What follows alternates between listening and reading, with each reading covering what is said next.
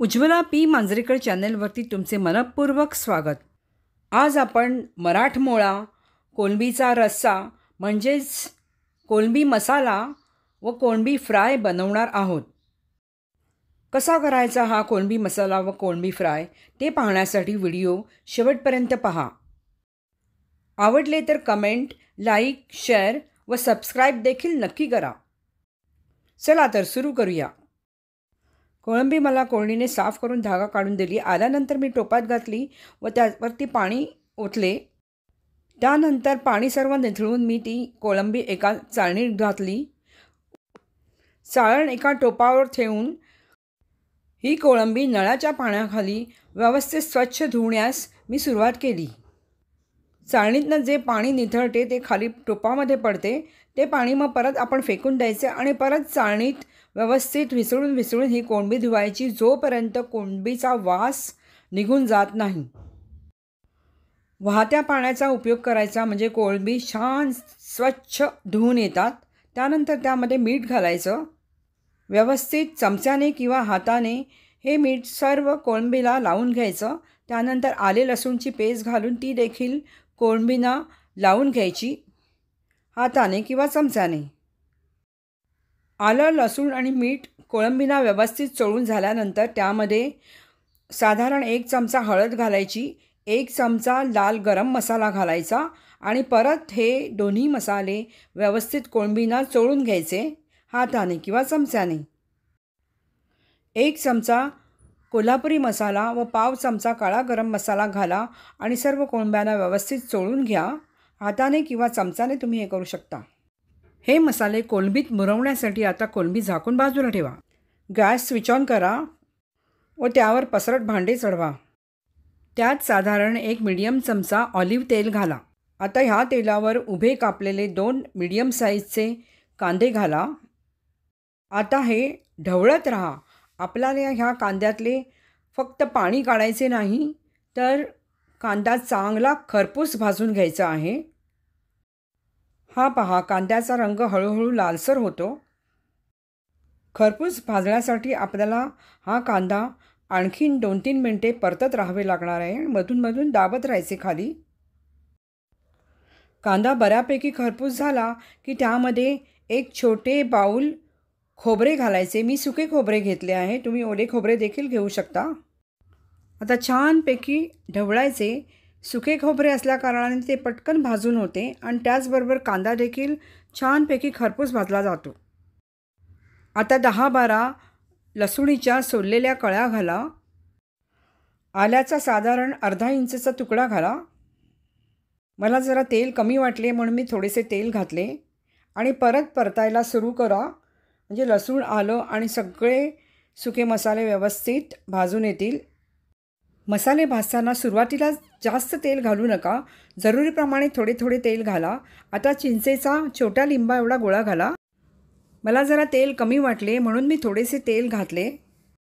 आता तवा खूपच तापला आहे त्यामुळे गॅस स्विच ऑफ करा व सुके मसाले घालायला सुरुवात करा. 2 चमचे धणे जिरे पावडर घाला. अर्धा चमचा काळी मिरी पावडर घाला. आता हे सुके मसाले आपण जरी गॅस बंद केला असला तरी व्यवस्थित सर्व मसाल्यांमध्ये ढवळून घ्या. गरमागरम तवा आपले काम गॅस बंद असला तरी व्यवस्थित करतो. 1 चमचा लाल गरम मसाला, अर्धा चमचा कोल्हापुरी मसाला, पाव चमचा गोडा मसाला घाला व व्यवस्थित ढवळून घ्या. आता गॅस जरी बंद असला तरी फ्रायपॅन अतिशय गरम असल्याकारणाने आतले सर्व घटक पदार्थ नुसत्या ढवळण्याने देखील व्यवस्थित खरपूस भाजून होतात. आता फ्रायपॅन बाजूला ठेवा. आता मिक्सरचे सर्वात छोटे भांडे घेऊन त्यात हा खरपूस भाजलेला मसाला घाला. पहा, तुम्ही पाहतच असाल मसाले तर चांगले खरपूस भाजले गेले आहेतच, परंतु त्याचा सुगंध देखील सगळीकडे दरवळतो आहे. या सुगंधामुळे आपली भूक कोळंबी मसाला आणि फ्राय तयार होण्याच्या आधीच चाळवते. आता त्याच भांड्यात थोडे पाणी घेऊन ते या मिक्सरच्या भांड्यात घाला व एकदम बारीक वाटून घ्या. पहा, आपले वाटप कसे झकास एकदम बारीक वाटून तयार आहे. आता गॅस स्विच ऑन करा व गॅसवरती परत तेच पसरट भांडे चढवा. आता भांड्याचा तळ बुडेल एवढे साधारण 2 ते 3 मिडियम चमचे ऑलिव्ह तेल भांड्यात घाला. तेल गरम झाले आहे की नाही ते तेलावरती हात धरून चेक करा. 2 तमालपत्रे तोडून, 1 मिडियम साईज कांदा बारीक कापून, पाव चमचा हळद, गोडा मसाला पाव चमचा, 1 चमचा भरून लाल गरम मसाला, कोल्हापुरी मसाला अर्धा चमचा. हे सर्व मसाले गरमागरम तेलात घाला. आता हे सर्व मसाले गरमागरम तेलात व्यवस्थित परतून घ्या. थोडा वेळ थांबून तेलामध्ये बुडबुडे दिसले की आपण जो वाटपाचा मसाला तयार केला आहे तो देखील यात घाला व व्यवस्थित तो या सर्व मसाल्यांमध्ये परतून घ्या. मिक्सरच्या भांड्यात चिकटलेला वाटपाचा मसाला त्यात पाणी घालून हे पाणी देखील आपण ह्या भांड्यात ओतणार आहोत. मिक्सरचे छोटे भांडे भरून आपण आता पाणी त्यात घालणार आहोत. एवढे पाणी कोलंबी शिजण्यासाठी आपल्याला लागणारच आहे. छानपैकी व्यवस्थित ढवळून घ्या. आता आपण मुरत ठेवलेल्या कोलंबीकडे वळूया. पहा बरं, कोळंबी कशी छान मुरली गेली आहेत. आता ह्याचे आपण 2 हिस्से करूया. एक हिस्सा कोळंबी मसाल्यासाठी आणि एक हिस्सा कोळंबी फ्रायसाठी. आता बघूया बरं आपल्या मसाल्याला उकळी आली आहे की नाही. ही पहा उकळी आली आहे. आता ह्यात एका मोठ्या बटाट्याचे मोठे मोठे तुकडे करून घाला. त्यानंतर कोळंबी जी मॅरिनेट केलेली आपण कोळंबी आहे ती घाला. चवीनुसार पिंक मीठ घाला. मी 2 चमचे मीठ घातले आहे. आता एक कोकमाचा छोटा तुकडा घ्या. हा पहा असा आणि त्याचे बारीक तुकडे करा. हे पहा असे आणि ते ह्या रस्स्यामध्ये घाला व व्यवस्थित ढवळून घ्या. आता गॅस बारीक करून कोळंबी शिजू द्या. आता जी आपली अर्धी उरलेली कोळंबी आहे तिकडे वळूया. या मॅरिनेट केलेल्या कोळंबीवरती थोडेसे मीठ घाला कारण आपण आता त्याला एक आणखीन कोटिंग देणार आहोत, त्यामुळे मिठाची गरज आहे. गव्हाचे पीठ अर्धा बाऊल आणि पाव बाऊल बारीक रवा किंवा जाडा रवा घ्या. दोन्ही मिक्स करा. हे पहा मी जसे दाखवले तसे करा.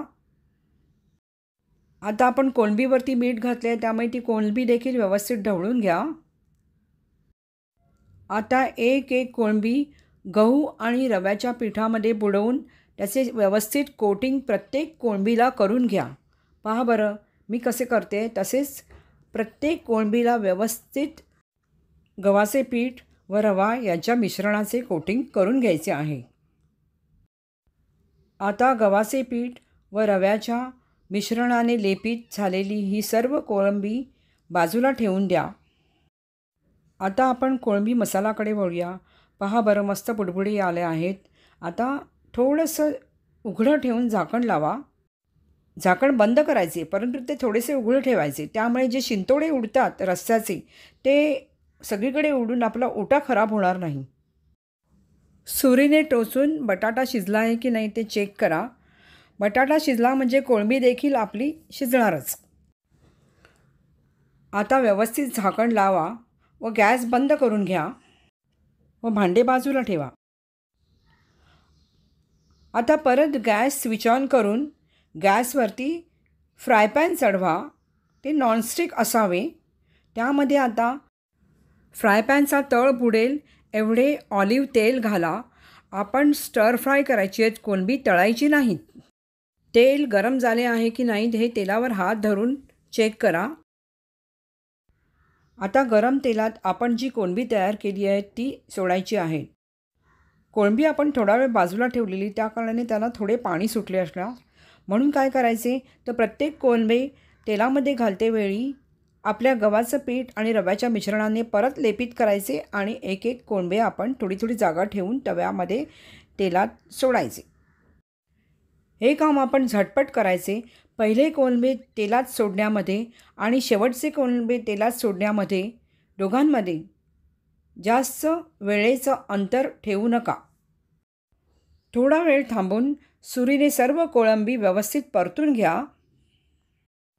सर्व कोळंबी व्यवस्थित परतून झाल्यानंतर गॅस एकदम बारीक किंवा मंद करा आणि फ्राय पॅनवरती झाकण लावा. 2 मोठे कांदे रेषा फॉर्ममध्ये कापून त्यावरती चवीनुसार मीठ घाला व 1 चमचा लिंबूचा रस घाला आणि ढवळून बाजूला ठेवा. अशा प्रकारचे कांदे कोळंबी मसाल्याबरोबर खाण्यास मजा येते. पहा बरं, आपली फ्राय कोळंबी तयार आहेत. आता सुरीच्या टोकाने टोचून ही कोळंबी उचला व एका बाऊलमध्ये काढून घ्या. जर सुरी सहजपणे कोळंबीमध्ये जात असेल याचा अर्थ काय, तर आपली कोळंबी छानपैकी शिजली गेली आहे. सर्व कोळंबी अशा प्रकारे काढून घ्या बाऊलमध्ये. त्यानंतर गॅस बंद करून फ्राय पॅन बाजूला ठेवा. आता फ्राय पॅनमधले असलेले तेल आपण पुढे वापरूया. आता कोळंबी मसाला एका मोठ्या बाऊलमध्ये हे पहा अशा प्रकारे काढून घ्या. फ्राय पॅनमधले गरमागरम तेल ह्या कोळंबी मसाल्यावरती घाला. आपला कोळंबी मसाला रेडी आहे. आता एक प्लेट घेऊन त्यामध्ये दुसरी छोटी प्लेट ठेवा व त्यामध्ये आपण आता फ्राय कोळंबी ठेवणार आहोत. दुसऱ्या छोट्या प्लेटमध्ये आपण कोळंबी मसाला काढून घ्यायचा. हा पहा अशा प्रकारे प्लेट भरेल एवढा कोळंबी मसाला आपण प्लेटमध्ये घालायचा. 4 फुलके आणि कांदा, लिंबू, कोशिंबीर देखील प्लेटमध्ये घाला. आपली प्लेट खाण्यासाठी सज्ज आहे. हाय, पहा बरं आपली ही प्लेट कशी छान दिसत आहे. चला तर मग आपण आता एन्जॉय करूया. तुम्ही देखील अशा प्रकारे ही डिश बनवा आणि फुलक्याबरोबर, चपातीबरोबर, भाताबरोबर किंवा भाकरीबरोबर एन्जॉय करा. तुम्हाला जर आवडले तर कमेंट, लाईक, शेअर आणि सबस्क्राईब नक्की करा. See you soon with the next unique recipe. Till then bye.